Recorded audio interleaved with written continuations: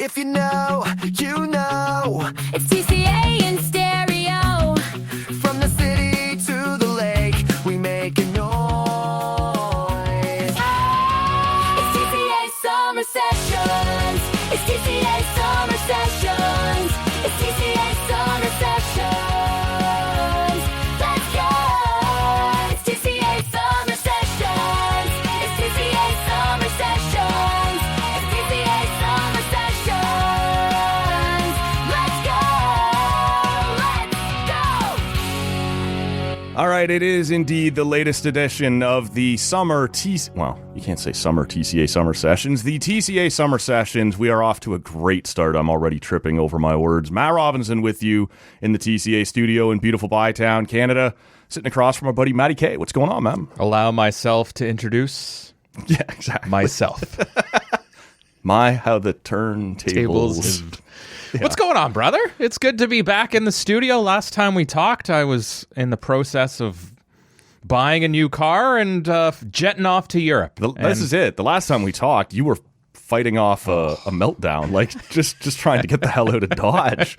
Yeah, your car let you down at the last minute, and then you were trying to get organized for a vacation. You were off to Europe. You saw Oasis. We're going to get into all of it, man, but I appreciate you coming back in here. You've only been home, what, about a week and a half now? Couple weeks now. Okay. I guess it would have been just over 2 weeks we got back. Slack ass. I know. I've been working. Oh, that. I got back on a Monday. Doing shows that pay you. I get And it. then was at work on a Tuesday. And my body clock was completely messed up Yeah. because the end of the vacation, and we will get into it. Yeah. I appreciate you indulging me.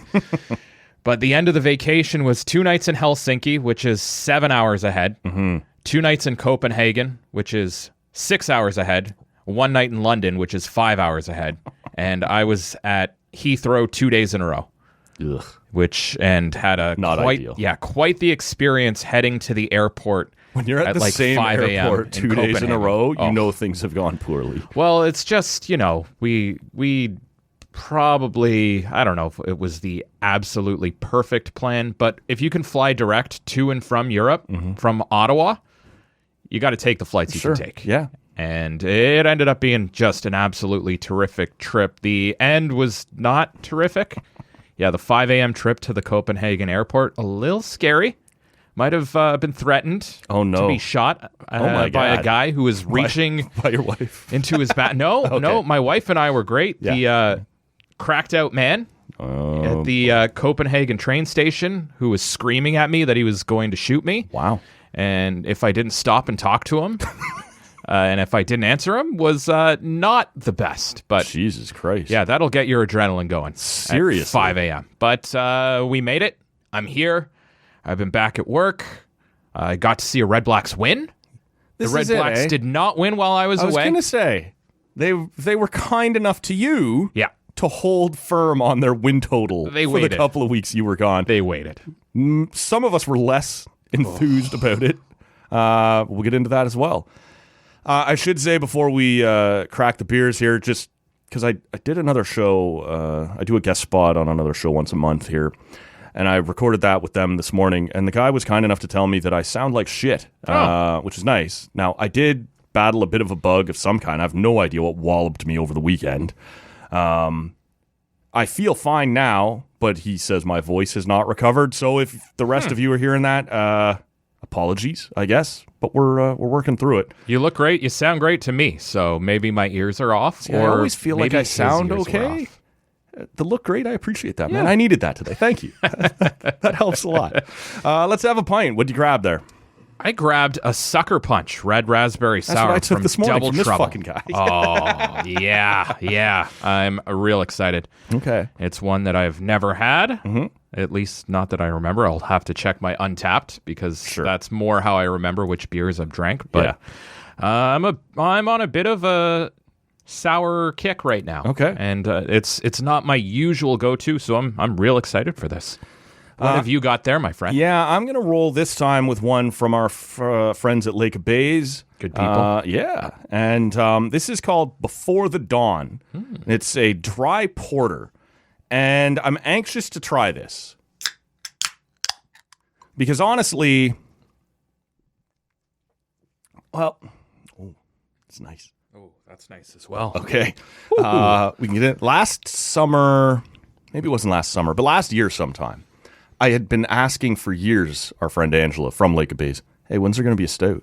Like, you guys know I like your beer. You also know I like stouts. Like, when are we going to do something dark here? What's going on? And they finally rolled out a stout or two. And I got to be honest on this show to the listener, I didn't care for it, right? And I felt shitty having to say that on the show, right? These are people I like, and they had hooked us up with a couple of things, but it just wasn't for me, and I don't want to mislead the good listener. So she rolled back in here this year and said, we got a new porter, we got a new stout, give them a shot at some point over the summer. So this is the first time I'm trying the Before the Dawn dry porter, 5%. This is nice, man. Oh. This is nice. See, I feel good now that we have come back around and we've landed in a good place. A little toasty, which you'd expect out of a porter. I'm enjoying it, man. How's the sucker punch treating you? The first sip this is exactly what I wanted right now. I mean, the raspberry is, dare I say, punching me in the face. Okay. And when it's a beer that's called a sucker punch, that's what you want. That's right. What you want. No false advertising. No, it's terrific. 10 out of 10 would recommend. Okay. Before we move on to some things about, sports, obviously, and then your travels, obviously. While in Europe, any sweet craft beer finds, or were you more into, over there, sometimes it's more about the wine, or, when in Rome you have a Guinness or a Boddington's or, things like that. Did you find any craft beer over there? So we went to this place in Copenhagen where not only did I have some terrific craft beer, had maybe one of the best meals of my life. Oh, okay. And it's this place, it's in the meatpacking district of Copenhagen. It was right by our hotel, and a friend of a friend is Danish, right. And she, via my friend, said, like, you can't go wrong in the meatpacking district. Okay. So that was sort of our plan already, and doubled down on it. But it's this place called Oben, and they brewed the first IPA in Denmark. Oh, wow. And the restaurant is in the brewery. Okay. So our table, they've got like the open concept kitchen with the square bar around it, so you can sit at the bar, right, and watch them prepare the food. Nice. We were sat at a table right next to some like big vats, and it was such a weird feeling because you're sitting in a brewery, drinking great beer, and eating like Michelin star quality food. Wow. And we all get it. Like, normally you go to a brewery for the beer and whatever food is there. Exactly. You just whatever. Exactly. This place was unbelievable. Okay.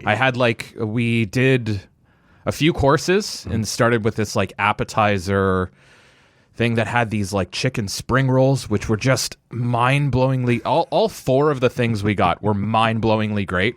And then I had like this pork steak with a chorizo jus that was one of the best things I've ever eaten in my life. And also had these different craft beers, one of which was the first IPA that was ever brewed in Denmark. That's wild. Like, to be able to hang your hat on that, right? Like, now, what is now such a common beer style worldwide, say in this country, we had that first. We did it first.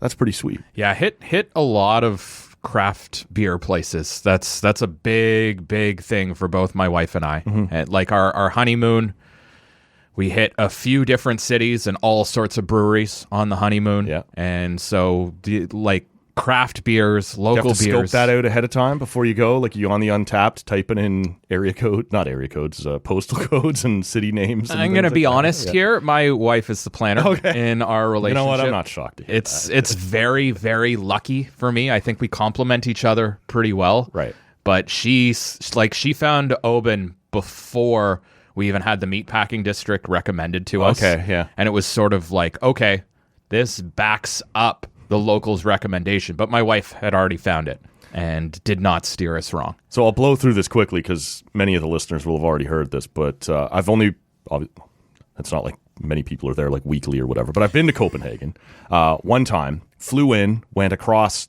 the water to Malmo, Sweden. Nice. Spent a week there. And then on the Monday, which was the day before we were supposed to go home, we were going to go back, and it's not crap. We were going to go to the Carlsberg Brewery. This is like 100 years ago.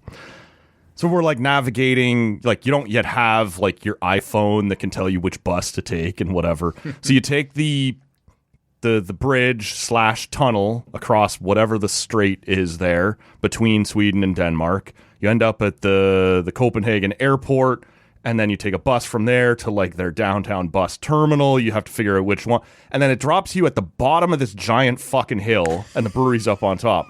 All right. We walked all the way up. Closed on Mondays. Oh, no. You fuckers! Oh, no. You think I can just circle back here next Wednesday or something? Oh. And I have this picture somewhere of like 5 grown men looking as sad, like children who were promised Chuck E. Cheese today, and it's closed. Yeah, Chuck E. Cheese is closed, kids. So we ended up, back like downtown. They have like the palace, and you can walk around like the courtyard, and what, because all these European cities are like 1,000 years old. And History whatever. everywhere. Yeah, so that was pretty cool. But I was not in the mood for it at that point. Like I was looking forward to the Carlsberg tour and whatever else. So that didn't pan out. That's my time in Carlsberg or in Copenhagen. Yeah, that's not great. It didn't pan out as well for me. Look, we'll get to some more of your travel stories and obviously the Oasis thing here a little bit later on. But we did reference there a few minutes ago the Red Blacks, and honestly, I spent the first half of I guess it was last Thursday now, the win over Calgary. I came in here and I recorded a podcast instead of watching the game, and it was about the MLB trade deadline. I just was beaten down. I didn't care, and I was like, at halftime when I finished recording this, I can put the game on while I edit if it's worth watching, and if it's not, so be it. And it turned out it was worth watching, and they won the game, and that's great. But it puts them at 2-6. And I'm just sort of curious where you are at. As someone who has watched this since training camp and did manage to duck out for a couple of losses, and maybe you're not quite as beaten down as the rest of us, I don't know. But at 2-6, and they just had the bye week, and Hamilton wins again. And I saw our mutual friend AJ Jakubek point out, not this past weekend, but the weekend before, like at some point, who cares about Hamilton? Start worrying about the teams that might cross over and get in your way, right? Like when you're 2-6, everyone's in front of you and everyone's a problem. Where are you at right now with the Red Blacks? And tell me why I should keep watching for the rest of this season. It's a good question. It's a fair question. It's an understandable question, and it's a question I might put to TSN's Dave Naylor on our countdown to kickoff. There you go. When the Red Blacks are in Toronto. Although, I don't know if I need his help. And it's because the CFL is the CFL. This was one of the questions in my Mind Over Matty on Thursday before they beat the Stamps. Yeah. That I asked to my co-host James Duke Ellenson. You guys are good at that, eh? And our down sideline, there 1,200, Creech for the top. Yeah, absolutely. Matty, naming these segments. Yeah, and asked our sideline reporter Steve Bunda, and I gave them 3 options for why you should stick with the Red Blacks team and not quit on the season. Mm-hmm. One of them is it's not Labor Day yet, and we always hear the CFL season doesn't start till Labor Day. Yep. One of them was you just don't quit on your team. Okay. You ride or die no matter what. I'm sorry. And the other option was this team is finally getting healthy. See, 1 and 3, I've got time for those. 2, I stick with your team. I've stuck with my team for a long time, and it has not been a lot of fun. That one's not landing with me right now. I can now give you a 4th reason to stick with them, though. Okay. And that would be the way the CFL works. If Ottawa beats Toronto on Saturday, and if the BC Lions lose, Ottawa's in a playoff spot. That's so stupid. It is what it is. It's real, but it's stupid. Ottawa needs to win 1 game, and BC needs to lose 1 game, and Ottawa's in a playoff spot. And BC has hardly been infallible at this point. At 3-6, they would have the same record as the 4th place BC Lions. Yeah. Would be 3rd place, alone in 3rd in the CFL East, and you can't cross over on a tie. So that's a 4th reason. The way the CFL works is that the Ottawa Red Blacks are a win and a little bit of help away from being in a playoff spot. And so A little later on, I'm going to ask you, and this is way better. In a little while, I'm going to ask you about, as I warned you ahead of time, the team, like watching a team you hate lose and how much joy that can bring you. the Schadenfreude Another is question, exactly. Because this is August, right? And sports talk, anything to fill a segment, right?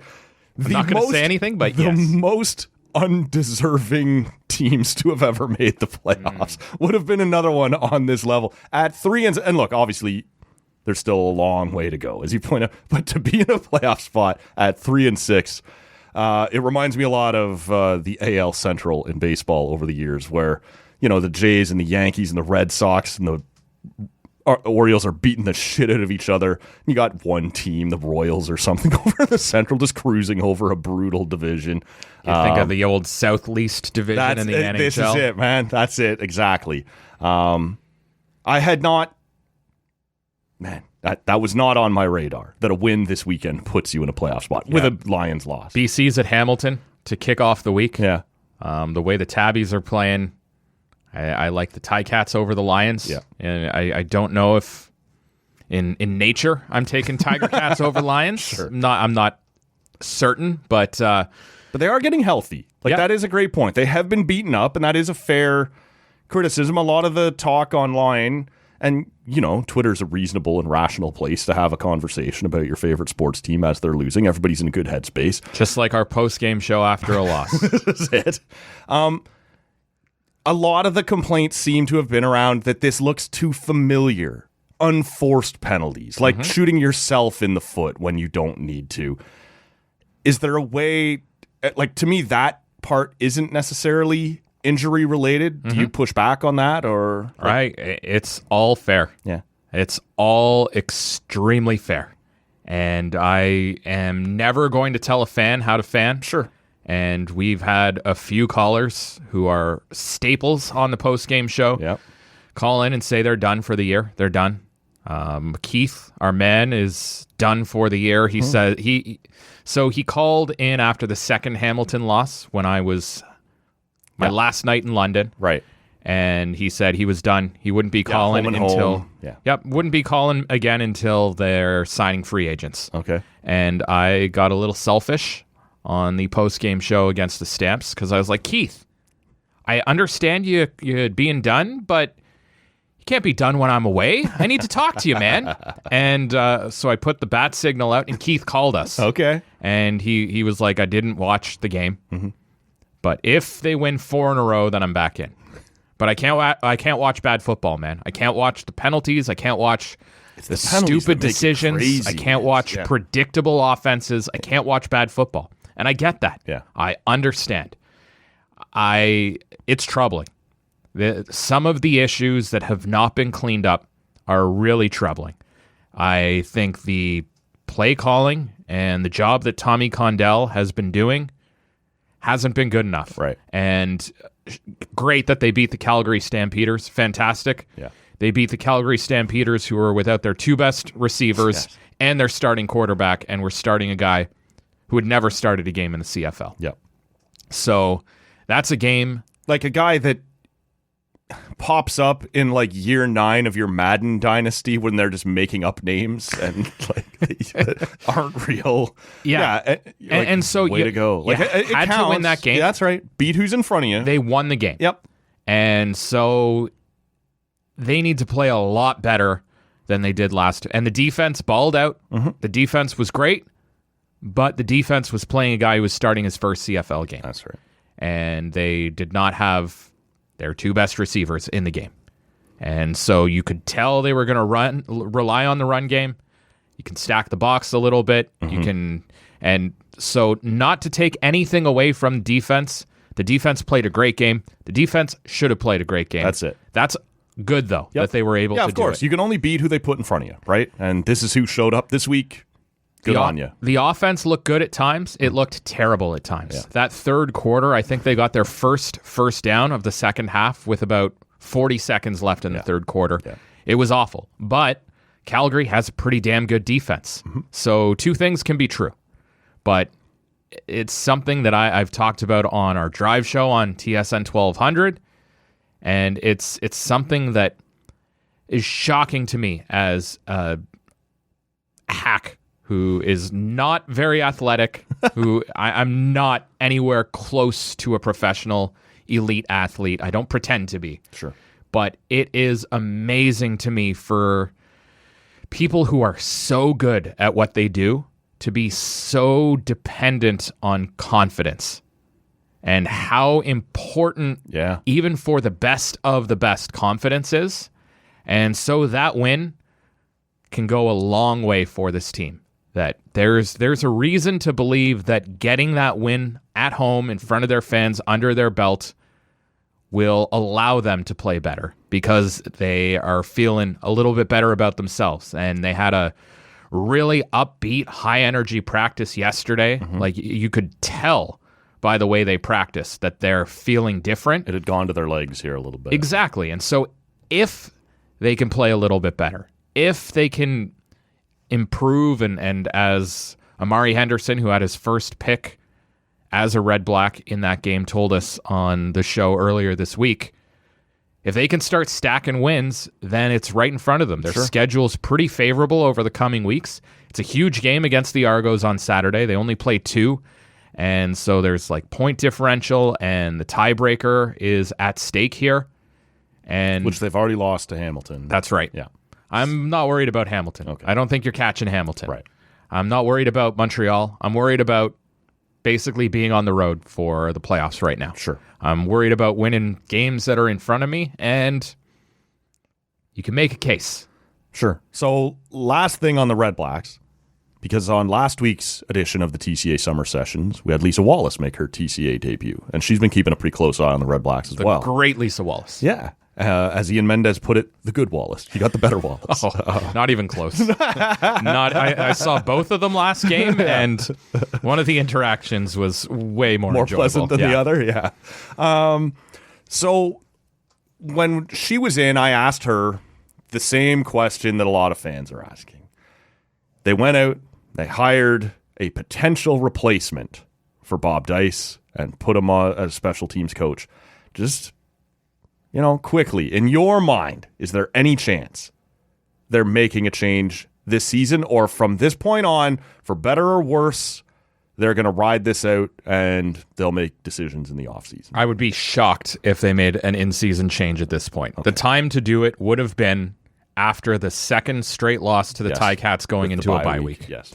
That if they were going to do it, that's when you do it. I agree with you. Yeah, the numbers are not great for in-season head coaching changes in football. Yep.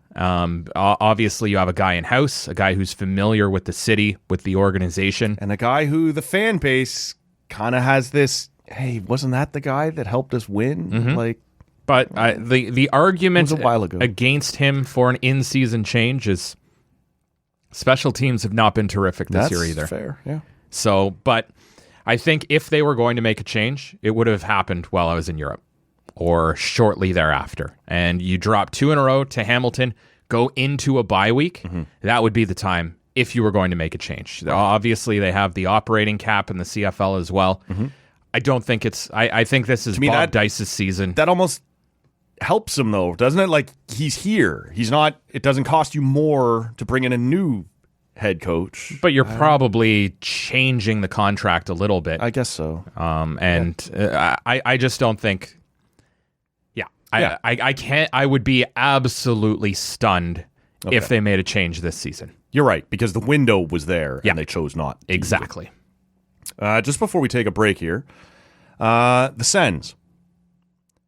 It's been a quiet off-season, but I don't think anybody's shocked by that. They didn't have a ton of cap space to use. They did take a big step forward this year. They did get into the playoffs.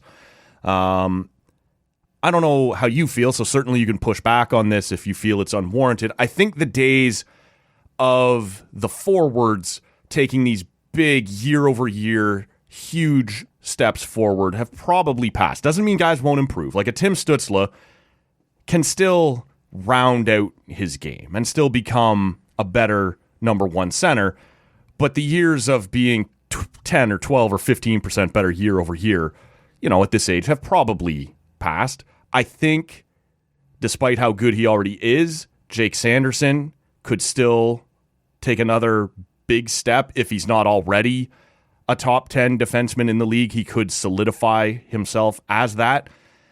Do you expect here through, August is often kind of quiet, but sometimes things come in out of nowhere. And do you expect the Sens to make any more big moves before the season starts? Did you expect more in free agency, or is this sort of how you thought it would play out? I think it's been pretty... Because Lars Eller didn't seem to get anybody overly fired up. Right? No, but it's Useful also depth. not like he's getting people pissed off. No. It's like, what are you doing paying this guy? No.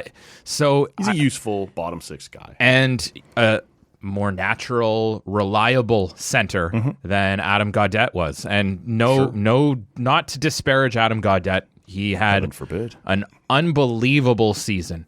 And especially the way he started, and his shooting percentage was, dare I say, a little bit unsustainable. And I'm happy he got, for as far as he's concerned, the bag. Get And paid, man. Yeah. Good on you. I hope he continues to perform at the level that he performed at times. But the this Sens past season. were right to not bet on that continuing. I think so. Yeah, I think so. too. And so, like the way the roster's sort of rounded out, I like that they do have a little bit of cap space left now. I love the Claude Giroux contract. I thought that was a huge win for the Ottawa Senators, that deal. And that was an interesting argument's overstated. Who knows how it was behind the... He was sort of pushing them, show me a little love here, right? But at the same time, I had been all over the Leafs. Grind Tavares. He has shown you he doesn't want to leave. So push this as far as you possibly can. I sort of felt the same way that the Sens needed to do that. Claude Giroux has already come home and reset up shop, and his family is set up here, and he doesn't want to leave. So push this as far as you can. I think the Sens did that. I think it's a really nice deal for the team. yeah, I think terrific deal. And that's the kind of deal you need to sign a player to. And we've seen the Leafs do it in the past. Like, you think about the Jason Spezza deal, and you get guys at the tail end of their career, and you count on them. And the Oilers have been really good at it. And I think, obviously, the Ottawa Senators right now are not a destination like Edmonton with Connor McDavid, or Toronto because you're the center of the hockey friggin' universe. Sure are. And it's always treated us really well. I can't wait for you to get Brad Marchand. How's that? Oh yeah, no. Aaron Ekblad. No. Oh, Bennett. Yeah, Sam Bennett. No. Whoops. But the fact that you had a match and a player who clearly wanted to be with Ottawa, and you didn't overpay him. You didn't give him a full no movement clause like you did Travis Hamonic with an extra year. And the being able to get him in at a number that makes sense with the bonus structure that you're seeing elsewhere around the league that makes sense, I think it's a big win. And I love what they've done. To your point, I think Jake Sanderson can take a big step. I think Tim Stützle can take a big step from a production standpoint because I think... I do agree with that, and I don't know why I jumped in on you so quickly there, but... All good. It's because I'm a fairly ignorant asshole. That's the way this show goes. Stop it. Well, look, it's your I'm with show, you, Matt. but I do agree that Stützle can bounce back to being a 90-point guy. But I think his day... Sanderson, as a year or two younger, I believe, he still has a little time. And defensemen take a little longer. The big steps in front of him are still there. Whereas I think Stützle, forwards develop a little quicker. So I do expect he can bounce back and be closer to that 90-point guy again, maybe even get a little higher than that. But I think that in terms of the development curve, I think Stützle is further along than Sanderson, who maybe he still has a year or two where you can expect big jumps. You know what I'm saying? I just feel like one guy is closer to his peak already and has maybe hit it, whereas Sanderson, it's a little scary to think that guy might still improve big time for another year or two and be right there with your Dahlins and your... I don't know that anybody's catching Makar and Hughes, but right there, if not with them, right there in that next next group. And just to let you know, Stützle and Sanderson, same age, same draft. Same age, okay. Same draft. See, I should have known that. I didn't. It feels like Stützle has been around a lot longer. It does. And that's defensemen. Hard to remember that Tim Stützle is 23 years old. Okay. I'm still going to cling hard to my defenseman take longer take and hope that it's you're worth something. But absolutely correct. But I do think Tim... Same draft, yeah. I do think Timmy can take a huge step. And, he did have that 90-point season. Yep. You're right. But I think he's a guy who is learning how to be responsible defensively. I think he's learned how to be more responsible defensively, and I would not be surprised if he matches and surpasses. I think he's a guy who can, the skill he has, the level of competitiveness that he has, and I think he can be close to 100 points responsible defensively. I think he could take a big step this year. I talked to you guys, a bunch of you guys that are fucking Ottawa people, through the playoff series. And I wasn't... Had it got to Game 7, yes, I would have been nervous about the Leafs doing Leaf things. But I didn't get that. I said all along, I expect this to be Toronto in 6. That's what happened. So I had no reason to be too... But the thing that was more concerning to me going into Games 5 and going into Game 6 wasn't so much, will the Leafs collapse? It was, some of these fucking guys on Ottawa are starting to... They look less... nervous, intimidated. They look less rattled by the moment, right? They're figuring it out here pretty quickly. Don't give them another game. Don't give them another 2 games to get even more comfortable, which will, of course, coincide with the Toronto shit that comes into every Leafs fan's head at this point in a series. But it was more, just watching and going, oh, man, right? Stützle in the first game, I think it's well understood in both markets. Guy was running around trying to, okay, the playoffs are physical. I'm going to be physical. And a lot of Ottawa guys were guilty of that, and kind of the Leaf power play lit them up. They came out after that and went, okay, too much. Let's pull back a little bit. And as the series went on, you could see some of these Senators players going, I got this. I know what this looks like now. I know where the line is. I can figure this out. And so I didn't want to give Ottawa any more games to settle into that. Yeah, it's an exciting time, I think, to be an Ottawa Senators fan. I really think it is. They're on the up, and it starts at the top. Yeah. And it starts with the ownership and the stability that's brought. And I think you're seeing it reflected in the contracts, like we talked about, the signings, the moves they're making. Yeah. Jordan Spence, nice little move. Yeah. Nothing flashy, but that's a useful piece. Exactly, and you don't know how long Nick Jensen, I saw him rollerblading, feels like 2 months ago. Yeah. It looked terrific, but it affords you time as well. And that's something we saw a lot this past season that really frustrated fans. Being patient and saying a guy is going to be ready in a few games and then waiting a few games and maybe waiting an extra game. And under the previous regime, guys would come back early. You think about Josh Norris and re-aggravating his shoulder injury on a face-off attempt and then being shut down for the year. And we're not seeing that with this organization. They're thinking big picture, and I think there's a lot for Ottawa Senators fans to be excited about. Let's take a break here. We'll come back, and we will talk about some spite. And we will talk about Matty K's trip to Europe. Stay there. Oh, you gotta give him that huck. Huck. Huck. Let's jump back into it here. We've only got Matty K for a short time. It's summer. Guys got shit to do. I'm a man about town, Matthew. This is it. Man, you don't get to throw that out. Did your mom, when you were in trouble, were you Matthew? Always. Yeah. And if I was in big trouble, it was Matthew George. Okay. See, Matthew Gordon for me. Yeah. Another MG. Yeah. Love that. Yeah. Love that. Yeah. But there would be times I'd be on the sports desk at CFRA and 1200, and Evan Solomon would be hosting his show on CFRA, and he'd throw to me and he'd call me Matthew. Right. And I'd be like, oh, am I in trouble? And then he found out my middle name. So sometimes he'd Matthew George, what's going on Matthew in sports? George, here on George. And I'm like, I am terrified that I did something wrong. What have I done to upset you, Evan? I have one of my oldest friends in the world had only ever known me as Matt, and he phoned the house at one point, and kids, we didn't all have our own phone. So my dad answered the phone and then walked over. I was always in the basement, and he could hear my dad bellow down the stairs, Matthew!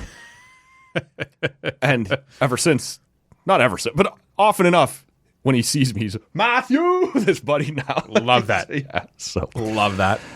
let's get into a second pint here. I'll lead us off this time. This is from the Full Beard Brewing Company up in Timmins, which is not an uncommon feeling for some of us bearded fellas when you're having a beer that may be foaming over a little bit, just fills the beard right up. But this is the 5 o'clock Shadow, a pale ale. I've never tried this one before. I've had a couple of things out of Full Beard, but this one's just 4.5% as we kind of coast home. So we'll try that out. What did you grab? I grabbed a Lake of Bays Sparklight, extra light red, easy for me to say, Red. extra light red ale. As you said, this one's a cool 2.5%. There you go. Which right now, Yeah. exactly what I need. Gonna hit the spot. Yeah. and it'll Considering do the I job. couldn't say extra light red ale, so whew, So that one, sucker punch. I've only had me. once or twice, but it's the lighter version of their classic Spark House Red Ale. So that's the Spark Light. And I've always loved the Spark House, one of the first craft beers I've tried, or tried back in the day. And it's kind of was always malt forward. I thought that one did a reasonably nice job for something at just 2.5% of holding its flavor, right? Holding a little body. So That's always like yeah, that. that's real nice. If you're looking for This time of year, a when light it's sometimes extra 30 beer, degrees, a little crisp. Yeah. Oh, that's If you're going to be outside all delicious. afternoon, you don't need anything too heavy, right? You just want something to get you through the day. You know, pickleball playoffs coming up. Okay. Not tonight, but I'm ready. No. I'm clinched. This I know how seriously you guys take your pickleball. It's nobody'd have a beer before one of those games. I have won a championship, I will say. So just Were you the heavyweight, or were you the lackey on your team that year? my partner Jackie Perez Yes. from CTV Okay. was terrific. We defeated Stephanie Ha of I think she's working CTV National now. I Right. think at the time she was producing the 5 o'clock news at CTV and Lever Sage. Lever Sage in took him down. the championship final. Yeah. And we were about midway through the first set and won a point, and Lever Sage went and changed his paddle, and that was when I knew we had him. He's rattled. It's not the equipment, Lee. It's not the equipment. It's the user. I should say, we mentioned there a few minutes ago, Lisa Wallace was here last Wednesday. We're doing these summer sessions as I weave in and out of cottage life, right? Back in town, so the week before Lisa Wallace was here, we had Ian Mendez was back on the show Trey. doing. Yeah, that was awesome. And the week before that, Matt Scooby, we called it his Ottawa exit interview. All of those are up at tallcanaudio.com or on whatever app you're hearing us right now. Next week, you're going to hear from Joshua O'Connor. And I understand. My boy. Yeah, understand a lot of people aren't as familiar with that name, but this was, I don't want to be dismissive of anybody else, but this was the guy behind the R. This is the guy who put it together, made it the series that it was around the Ottawa REDBLACKS. He started up his own little his own business now, and we'll get into that with him next week. Still to come this summer, you're going to hear from Kevin Mickey from Sportsnet. You're going to hear from Dean Brown, the voice of your Ottawa Senators. And on next Monday morning's show, sitting in the co-host chair so that I can do the show from Lakeside, Michaela Schreider. A beaut who always makes time for us. What a lineup. And say hi to Carrot for me. We'll do that. Josh right. O'Connor and That's I, of right. course, This time last year. yeah, did a You guys show did it. together. Yeah, here. Yeah, that was awesome. Went to high school together, fellow Colonel by alum. Yeah. And he had a brief flirtation with vegetarianism in high school, Very and brief. thus earned the nickname Carrot, which I think I'm the only person probably in the world who still calls him Carrot, but I do it fondly. Wherever you're hearing us right now, make sure you're subscribed for all of that.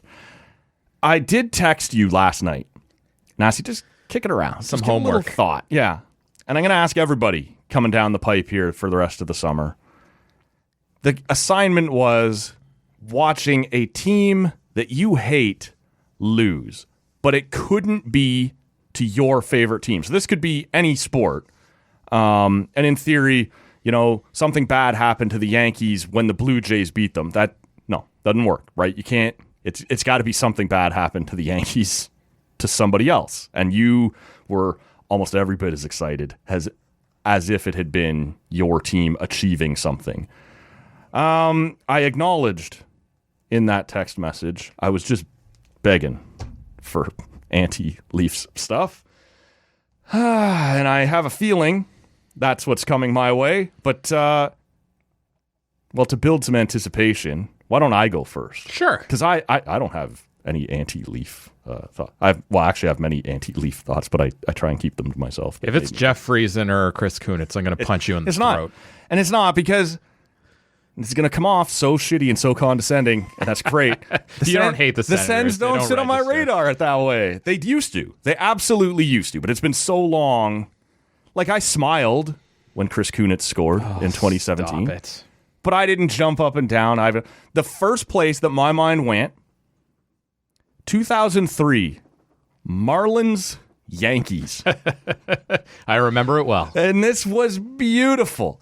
And in hindsight, I appreciate it less because that Marlins organization was so shit to their fans, right? They built it up and they won in 97. Then they tore it down, and Wayne Huizenga was the owner. And he was like, see, I can build you a champion and I can make it go away just as fast unless you build me my stadium. And who they get to replace him? Oh, yeah, Jeffrey Loria. Jeffrey Loria, that did not turn out a whole lot better for them. But he almost pulled the same thing. He's like, in 03, I can build a champion. But it was less about the money and just a team coalescing at the right time. Josh Beckett is 23, and he's an incredible ace. In May, they bring up Dontrell Willis, the D-Train, and he becomes basically another ace. Brad Penny is also in that rotation. Miguel Cabrera is a first-year call-up that year, and he is incredible. And they end up going up against the New York Yankees in 2003, where they're starting to mix in some new pieces, but it's still the core. It's Jeter and Posada, and the biggest thing that made me love watching the Yankees go down that year was Roger Clemens and his false humility. This is going to be my last year. I don't want a big thing out of it. I don't want this to be like a retirement tour. Nobody has to. And yet every time it came, I was like, well, don't forget, this could be my last start in the World Series. Don't forget this. And of course it wasn't. He comes back again 2 or 3 more times, once with the Astros, once with the Yankees, whatever the hell else. But to watch these Marlins come out of Jeff Conine is back in there as like suddenly this impact player, and they take down the Empire, right? The evil Empire, New York Yankees. When people say to me, really rewarding things to watch that didn't include your team, watching the 2003 Florida Marlins dethrone the New York Yankees is the one that comes to mind for me first, man. I've got a few. I can give some honorable mentions if we have time. But, and there are a few football ones. Yeah. I think about Tony Romo and the Dallas Cowboys throwing an interception to Jordan Babineau, or, muffing he fumbles the hold for a game-winning field goal, right. And then, I know he gets tackled by Jordan Babineau. I'm getting my clips mixed up. Sure. But the 2 losses where Romo fumbled and then Romo threw a pick, delicious. Because everybody hates the Cowboys. Delicious. You love or you hate the Cowboys. That's it. I work with some. I used to work with some very vocal, very unrealistic Cowboys fans, I'll say. And very, very Leafs-like Cowboys fans, okay. I'll say. And so some of those Cowboys, the Tony Romo losses, when I was working Sunday Best with Angry Al, they were delectable, sure. I will say. The loss to the 49ers when Dak Prescott, with not enough time on the clock, ran it down the middle and slid, and they couldn't get the snap off. And Mike McCarthy doubled down. As a Packers fan, seeing Mike McCarthy say after the game it was the right decision, when it was clearly the wrong decision. And it didn't work. Everyone watched it not work. Delicious, just delectable, just like phenomenal bits of Schadenfreude. Almost equivalent to, we got a lot of respect in the handshake line. Yep. Yeah. 100%. 100%. I think about, the Detroit Lions having a huge lead on the 49ers in the NFC Championship game, and then watching the Niners come back. I was down in Florida on vacation and watched the first half of that game at a local establishment near where we were staying. And I was so angry at the lead that the Detroit Lions had that we left the establishment, went back to my parents' place and watched the second game. And I was jumping up and down when the Niners won that game. Suck it, Dan Campbell. You're not going to the Super Bowl. I love that. I think about 2022, Game 7. My dear friend Samantha's birthday. We were out at Pub Wells, Leafs, Tampa Bay Lightning, Game 7. And I might have been running around Pub Wells just yelling, Nick Paul does it all. Nick Paul does it all. Screaming in poor Samantha's on her birthday. This is, as a Leaf guy in Ottawa, it's hard enough that we're going to lose this fucking game. It's got to be to the one player that Sens fans are still grabbing hold of, like he's still theirs, and you're just like, this couldn't possibly be worse. Yeah, I it almost can, but it didn't feel like regret how I treated poor Samantha and her dad Donnie. I've gotten into some battles with him. He's a long suffering Leafs fan. I remember talking, Donnie. Yeah, I remember talking with him. Sympathy, buddy. About the time I got to work with a guy who did the impossible and won a Stanley Cup with the Toronto Maple Leafs, Pete Stemkowski. And Donnie's like, oh, yeah, I know Stemmer. But as far as Leafs fans go, lovely Leafs fans, Samantha especially. And so I was a little obnoxious. But I was reveling in that moment. But it has to be 2013. Like, it's way too obvious for me. And 2013, Game 7, the Leafs up 4-1 on the Boston Bruins. And I'm working at 87 George Street, producing the game. Super.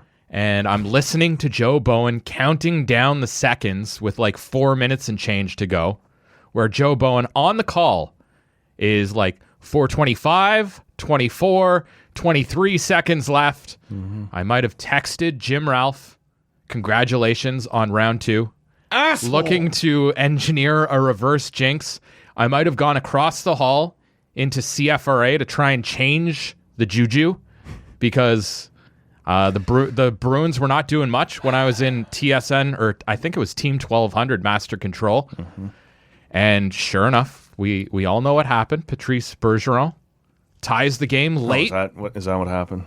And so we get to overtime. Yeah. And I'm put the game back on in our studio, and I go across the hall to 580 CFRA, and I'm watching the game in there. And so I believe the door to the studio in CFRA Master Control is closed. Certainly we have a door between the hallway and the newsroom, but a voice that you will recognize. The PA voice of the Ottawa REDBLACKS.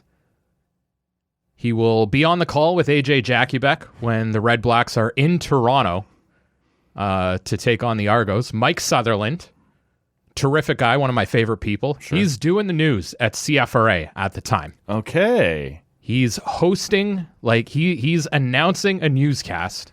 And this is how excited Matty K was to talk about this. He sent me a clip ahead of time. If you listen closely during this newscast, and I apologize, this is the old logger system, so it gets a little jumpy. It's not that Sudsy is skipping words. So excited. It's the it's the software. But see if you can hear something in the background tip off Mike Sutherland in this newscast on 580 CFRA from 2013. And as we are into overtime.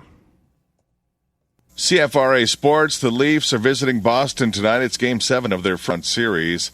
Tied 4 after regulation, now into the first period of overtime, still 4-4 with about 14 minutes left. You can catch all the action on Brother Station, the Team 1200. A spot in the Eastern Conference semis on the line as well. Washington hosting the New York Rangers tonight. Into the third period, just beginning of the third period, in fact, 4-0 now for the Rangers over the Capitals. Sens facing the Penguins on Tuesday. It's game 1 of their second-round playoff series. Game 2 is set for Friday in Pittsburgh. Games 3 and 4 will go a little bit later this week. Breaking news right now, ladies and gentlemen, the Boston Bruins have won this game 5-4 in overtime. Assholes, all of you. That's 2 soundproof doors that you hear me through. It was... I have seldom been so fired up for a result. The collapse, the texting Jimmy Ralph, and I remember Jimmy on the call saying, it's a part of learning, and it sucks. I had a friend who texted me when the Leafs made it 4-1. I think, was it Matt Fratton, or doesn't even matter, somewhere in the early part of the third period that made it 4-1. I had a friend who could not possibly have cared less about hockey, and I had to move back to Oshawa for a little while when I was sick with the kidney shit that we've been over here on the show a bunch of times. And her and I would start going out every Tuesday, and I would teach her hockey, both trivia. The bar we were going to had hockey trivia every night, and she would just learn the game and whatever else. And I forgot one key fucking lesson. And she texted me at 4-1, no, hey, goodbye. And I was like, no! I still, to this day, blame her for it. When you talk about how obnoxious you were with your friend Samantha, this is the day after Mother's Day. My mom is a big Leaf fan. My sister, also named Samantha, mom's here in Ottawa on the Sunday night, and we take her out for dinner on Mother's Day. And the Leafs win Game 6. And for whatever reason, Game 7 is the next night. There is no night off. It was a back-to-back. So Mom decides she's going to stay in town. And we go to Real Sports at the time, still open there in right there in the market, across from you guys, I guess, actually, at the radio station. Oh, that Real Sports is long gone, my friend. I know, but it was open at the time. Yeah. So we go there, thinking it's owned by MLSE. If we're going to spend a lot of money, we might as well send it to the mothership. Yeah, because they've certainly rewarded you for your loyalty. They sure did. As the Bruins are coming back, it is at least 50-50 Leaf fans. But Leaf fans are getting less and less. A little quiet. Oh, God. And there's one guy, we're sitting up on, there's like this is going to be overstating what it, but like a balcony. We're on the second floor, and there is somebody who, after Boston scores to tie it, which I believe was also Bergeron. It was. Comes running up to our table and screams in our faces, "Fuck Toronto!" I'm like, I'm going to get my mom and my sister out of here, because as a hockey fan, forget a Leaf fan, which stacks on, when you blow a 4-1 lead in games, I already know how this ends. Yeah. We're not winning now. No. So let's leave and get my mom out of here. Yeah. And we went and watched at my sister's condo a couple blocks away when the inevitable happened, which actually was the I don't know why I said actually twice there. The night Chris Hadfield came back from the space station. Oh. Because after the game on CBC, it went to the National, and it showed the pod landing wherever the hell it landed. And Splashdown. Yeah, and they were pulling everybody out, and I don't know why I remember that, because it's probably more pleasant to remember than it was. Trauma bonded, my friend. Trauma bonded. This is it. But I do remember the same thing. And maybe it was you, an obnoxious guy just running around. I would not do that. Right up to our table, like to the end of our table, hands down, screams across the table. Fuck. Like, I would not. I'd like to think maybe in 2013, but no, I was at 87 George Street going. Okay. Yeah, whoa, through a couple of doors. In the background of Mike Sutherland's news update. And I will take credit for him being able to break the news to CFRA listeners. There was no question with that. He heard me. Yes. And that was how he knew that the Leafs had completed the meltdown. And that's as far as Schadenfreude moments go, that's my all-time. There was never a doubt. And now I have to check that off, because for the rest of the summer, I can't let other people use it. Oh, well, I hope that... You've gone first. You've taken that away from other people. I hope that having the audio vault to back up how excited I was through 2 soundproof doors. This is it. People don't understand what a studio sounds like. Yeah. Like, this is... Yeah. That was loud. So. I was fired up. Look, we are rapidly running out of time, so let's dive directly into the Oasis part of this. You were over to Europe. You were here just a few days before you left. And you were going to catch the first Manchester show, which is their hometown. Tell us about the show itself and what it was like being there as this, they had done, I think, 2 in Wales. That's right. Is that right? Yeah. 2 in Cardiff, 2 stadium shows, Yeah. and the Heaton Park show in Manchester, July 11th. And you were steadfast on this. You didn't want to know. You don't check playlists. You don't whatever. It was everywhere after night 1. It was all over social media. I avoided it. We went to a barbecue and people were talking about the set list, and I went inside. I went inside and stood by myself in a room eating chips while I waited for them to finish talking about the set list. It was big news, how great it was, what the set list was, all of it. So you get over there. You have managed to avoid spoilers. I had. Okay. And so, first of all, I'll say we got into Manchester on, I believe, the Thursday. So the show's on a Friday. So we get into Manchester on a Thursday. There are Oasis signs everywhere, Oasis merch everywhere, bucket hats as far as the eye can see. We compared it, right? This was Taylor Swift for 40-year-old men. Yes, this is... and not just 40-year-old men. But 40-year-olds. People of all ages. Okay. Lots of young lads as well, young ladies. And so much merch, so many bucket hats. I've never seen as many bucket hats in my life. But my wife lived in Manchester for a year. She taught at the University of Manchester. And she was saying it's one of her favorite cities in the world. And she was saying she'd never seen the city like it was on that Thursday with everyone leading up to the show. Right. And so day of the show, I can't remember what we did in the morning, but before we tried to get to Heaton Park, we went out to this craft brewery, this local brewery, and had a pint. Yeah. And so my wife's in her Oasis shirt and her Manchester bucket hat that I bought for her with the Manchester B on the front. And because I'm contrarian, I'm wearing my Stray Dog brewery hat and my Beatles, like the Mersey Beat Liverpool shirt. Sure. And the guy working at the bar looks at me, looks at my shirt and goes, "You really wearing a Liverpool shirt on one of the biggest days for Manchester?" And I'm like, "Hey, come on. Oasis wouldn't be here without the Beatles." What a douche. And no, he was like, I'm just playing, mate. You're all good. Yeah. But so we have a pint and then decide to try and head to Heaton Park. We didn't want to be there super early. So we go to wait for a bus, and we wait about 5 minutes at the stop there. The bus is supposed to pick us up and take us to the park. And some police officer comes by and is like, "There are no buses coming here. You need to go to Shrewd Hill." I can't remember the name of the stop. So we decide to walk to the trams. And so the doors opened at Heaton Park at 3 p.m. This is probably like 3:15. And I think the first act cast went on at 6. Okay. Richard Ashcroft at 7, Oasis at 8. And at about 3:30, we go to the tram stop, and we're told it's a 90-minute wait for a tram. So we go to the Shrewd Hill bus stop, and we get on a bus, and the bus isn't going to take us... What's a full house at the stadium? Like, what's the attendance? 80,000. Oh, fuck. Yeah. Yeah, you're going to be a minute. But I figured that the people who wanted to be there on time, it was going to be a gong show to get there for doors. Yeah.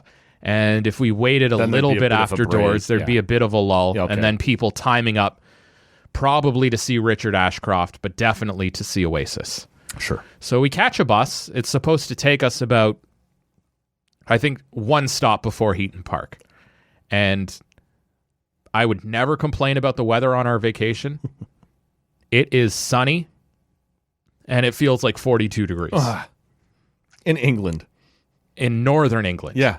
And we're on this bus. This shit doesn't happen. They don't have air conditioning over there because it's like 23 degrees all the time. Yeah. So we're on this bus, and it's like, it feels like 42 in the sun, and it feels like 50 on this bus. Ugh. And we're moving for the first portion of it, and then we get to the gridlock. And we're on this bus. I'm melting, and we are not moving. And so we get off the bus and walk the rest of the way. And we were not the only people walking to the venue. No. I met some guys. Met one guy from Liverpool who complimented my shirt.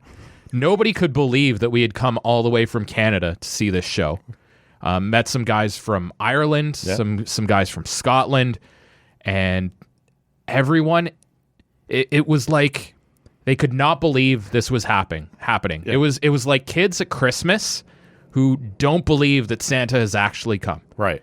And the vibe was unlike any vibe I've ever experienced for a concert. It was, everyone was, this is going to be the best day of our lives. And so we probably took the bus about 2/3 of the way there, walked the rest of the way. And as we get closer and closer to the venue, more and more people are there. We queue for about probably 10 minutes to get into the venue.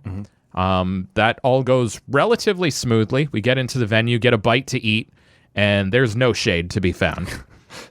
But we end up getting a bite to eat, and then my brother and his wife were real late arriving. So we found a spot, and we decided we're not going to try to get super, super close here. We found a spot that was pretty centered, but pretty far back. Sure. And Richard Ashcroft comes on, and he sounds amazing. He's the frontman of The Verve, Bittersweet Symphony, if anyone's uninitiated. Lucky Man, The Drugs Don't Work. But we get to this spot, and we can't really see the stage itself, but the way the screens are set up, you can see everything. Right. And it sounds incredible. Right. So we're like, you know what? This is a Post pretty up. good spot. We'll post up here. We ended up meeting some people from London who bought us a beer, Nice. and we were chatting Love with those them. people. They were Becca and Jack. They were terrific. And so we're hanging out with them. My brother and his wife find us. We sent them the triangulation coordinates of where we were. And my brother comes up behind me and gives me a hug halfway through Bittersweet Symphony. And so Oasis comes out. They're playing the song. I'm going to swear on your podcast. Do it. I'm going to cross the Rubicon here. And so Fucking in the Bushes comes on, and they've got this montage. I'm sure it's everywhere online. They've got this montage of it's happening. And then Liam and Noel come out hand in hand on stage. They go into Hello. And I'm getting goosebumps now just thinking about the show. I've never been to a show that sounded better. Wow. They In a stadium like that, sound quality can be hit and miss, right? They had it figured out. They Nice. cracked the code for an outdoor show. Yeah. I've been to shows that have sounded as good. I've never been to a show that sounded better. Okay. The way the screens worked, they had 3 gigantic screens so everyone could see everything. And they were so tight. They were so good. Liam sounded the best he's sounded in years. Noel sounded even better. The set list was phenomenal. And again, just the vibe. That was first of 4 in Manchester. 5. 5. And then they have another one coming near the end. I think the end of their European. On the way. They're back for sort of a victory lap at Heaton Park. Yeah. But again, the people there just could not believe it was happening. And the moment where Noel came out for his encore and then sang Don't Look Back in Anger, which is such a meaningful song for Manchester. Yeah. It's if any listeners don't know, there was the terrorist attack at the Ariana Grande I concert. was just going to say, man. And Don't Look Back in Anger became sort of the anthem for Manchester after that. So the moment of them playing that, playing Wonderwall, then closing the night with Champagne Supernova and a fireworks show, it was instantly on my Mount Rushmore of greatest shows I've been to. And that's not even including just the event that it was. Sure. Because the spectacle, right?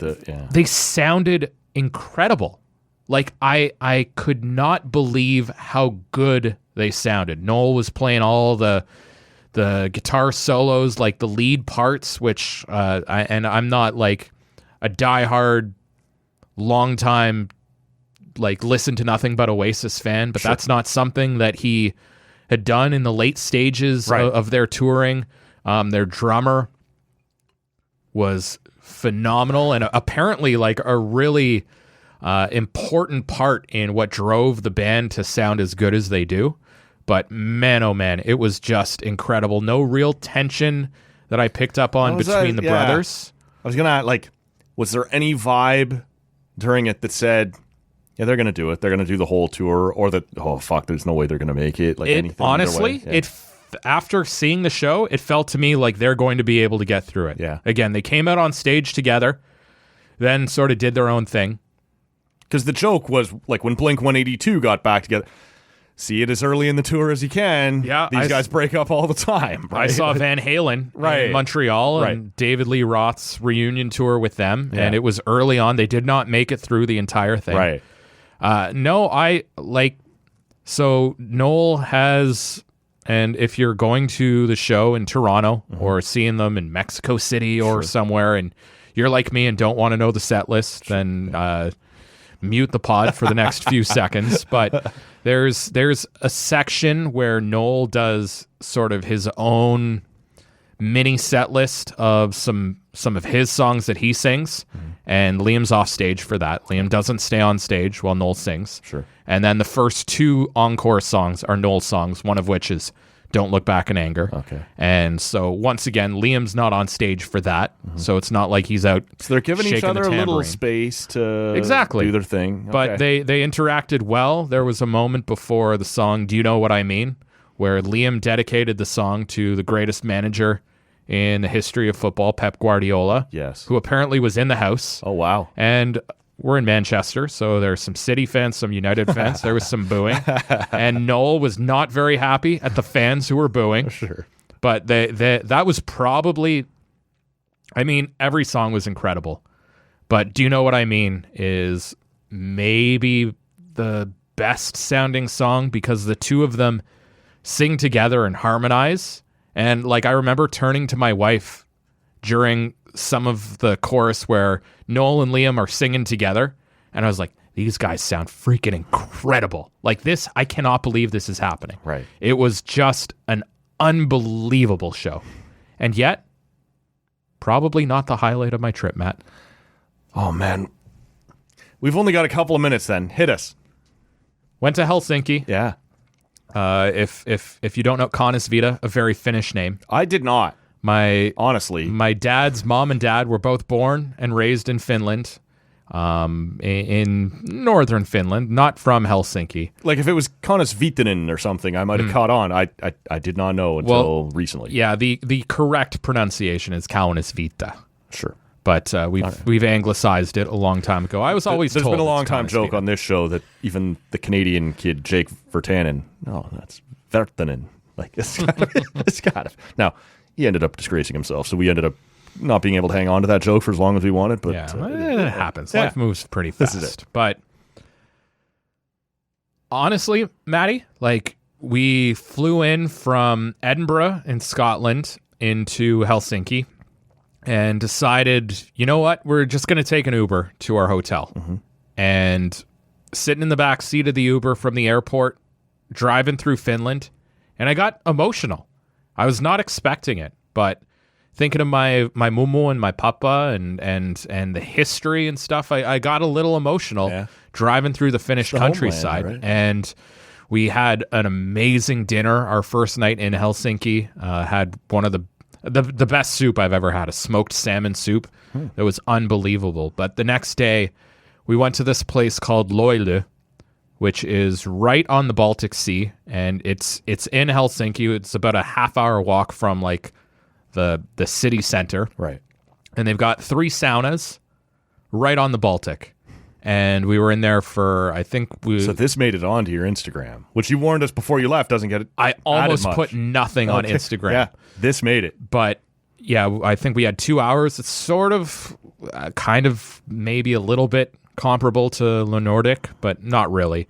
And yeah, 3 saunas, and you can swim in the Baltic, and it was incredible. They've got it was just Because this is ancestry. This is ancestry, my family history, I've and been doing this for a long time. my mom's side of the family is from the UK, and so my first visit to the UK was pretty cool. But I grew up with so much Finnish culture and times at the cottage with the sauna that my grandfather built. It's the first thing he did after he and my grandmother bought the cottage for my dad and my uncle.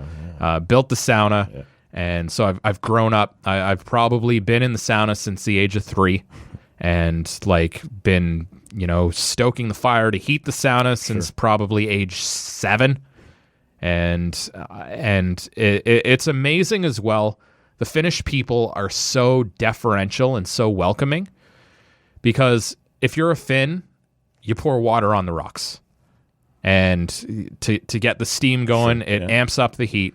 And it was pretty funny because there were moments where the Finns in the sauna who had the water in front of them were like, "Oh, we've got tourists in here. We probably shouldn't put water on the rocks." Right. And there was one point to be too hot for the new guy. Yeah, and there's one point where the guy's looking around and he looks at me and I'm like, "Yeah, hyvä," which means like great, go. Sure. Yeah. And so he pours some water on the rocks and immediately starts talking to me in Finnish because he assumes that I am a local. And you would not believe the amount of times, or maybe you would believe, people around Helsinki, if we were going into a brewery or a bar or a restaurant, they'd start talking to me in Finnish. Right. Because I guess I look the part. And the other wild thing about Finland was the amount of people there who looked like members of my family. It was like, oh my God, that looks exactly like my cousin. Sure. That looks exactly like my grandmother. That looks exactly like my dad. That looks exactly like my uncle, my sister. It was constant. My wife saw about 3 or 4 like teenagers where she was like, he looks exactly like you would have looked at that age. Like it was the land of your heritage. It was, man. Yeah. it was, and not to downplay Oasis. Oasis was amazing, but that trip to Helsinki, and we were only there 2 nights. Right. And the time at Loilu and getting to swim in the Baltic was, man, oh man, something I'll carry with me forever. It's incredible, man. I'm glad you got to do that, because there is something about, you can tell the pride in your voice when you're telling this story of walking around and, yeah, this is where my people came from. This is where my heritage stems from. And there's something kind of cool about that, right? Like it was really, really special, and can't wait to go back. Yeah. And one of the, and I'm sure next time you'll leave an extra night or 2 for Helsinki. Well, I think next time we'll go up north and go to my grandparents' hometowns, and one of the terrific things is north of the circle. Man. Yeah, my wife, huge, massive Oasis fan. Her highlight also the sauna at Loilu, and she didn't fully swim in the Baltic. It was a little too cold for her. Even in July, Yeah, it doesn't get there. It doesn't warm up. She climbed down the ladder, but didn't fully jump into the water. Okay, but we both loved it so much, and just been to a lot of airports, seen a lot of terrible people at airports. The flight from Edinburgh to Helsinki was one of the coolest flight experiences of my life, because if your group number wasn't called, you weren't standing up. They call zone 1. Only the zone 1 people get up. People didn't shove their suitcase over your head and then go to the back and then run to the front to be first off. Like, nope. And the people give you space, wait for their turn, and wow. It felt like it felt like home to me, and it was also really enlightening for my wife and helped her understand my family a little bit better and how quiet we are. I'm running out of time. Yeah. I'm going to tell you one last story. Do it. We went to this bar that had some craft beers that my wife had found in Helsinki, and we walk in, and there's nobody in there. There is no music playing. There's just the bartender standing behind the bar. And so we walk in, and it's in like the main floor of a hotel. But we walk in, and it's super quiet. And I'm like, "Oh, are you guys open?" And in a very Finnish way, he says, "Well, the door's open, so would think we're open. The yes. dry humor. The yeah. So we order around and we sit down, and it is dead silent. You can hear a pin drop. The bartender is just standing behind the bar, looking at his phone. No music. Not a sound. Almost awkward. Well, for me, Yeah. comfortable silence. Okay. My wife was like, Somebody say something. this is awful. This is terrible. She plugged in her phone and was like, felt bad about how much noise she made plugging in her phone. So we quickly drank our beer Plug-in sound. and went elsewhere. But it was, for me, I've never been in a situation where I was so comfortable Yeah. and she was so uncomfortable. Right. Like, I can't think of an equivalent where she would be at ease and I would be super stressed by the situation. But again, because like my family, Finns, are known to be, we can be pretty quiet. Yeah. We can, and a lot of people can find that uncomfortable and think that it's a sign of awkwardness. And for us, that just means we're at ease. We're at comfort. We're feeling comfortable. And so that was a real finish moment for the two of us. inside each other's worlds. Exactly. Yeah. But it was. I've been very lucky to have quite a few trips of a lifetime, and this one, we touched on basically 2 stops in our 4-city. Well, this is it. I feel vacation. bad, but don't feel bad at all. The time we had was limited here, and you've got a real gig to get to. Nobody so- cares about my trip anyway. No, I don't agree with that. Well, if they don't, I do. I love talking travel on this show, but yeah, we got to get you out of here. Appreciate you making the time as always, man. You were here just before you left, here just after you got back. Was intrigued to hear how the Oasis thing went, but also the trip to the homeland, man, and that stirs up feelings for people. It was amazing. I didn't even get to talk about how awful it was leaving Heaton Park with 80,000 other people. I can only imagine anything like leaving the CTC with 20,000 stinks. Disaster. Anything leaving a stadium like that is awful. If you want to walk an hour and 20 minutes back to your hotel after being on your feet in 40-degree heat Right. all day, then do what we did. Check it out. But yeah. We made it. We made it. Glad we made it. Glad you made it here, man. Thank you for doing it. You can catch Matt Kaunisviita on TSN 1200 most afternoons doing the drive, certainly on the pre- and post-game show for the Ottawa REDBLACKS. And he tells us there's a chance. Stay tuned. There's a chance. It can happen. It could happen. Okay. We'll wrap it up there. For Matt Kaunisviita, my name is Matt Robinson. Thank you so much for listening. Michaela Schreider is here on Monday. We'll talk to you then. It's TCA Summer Session.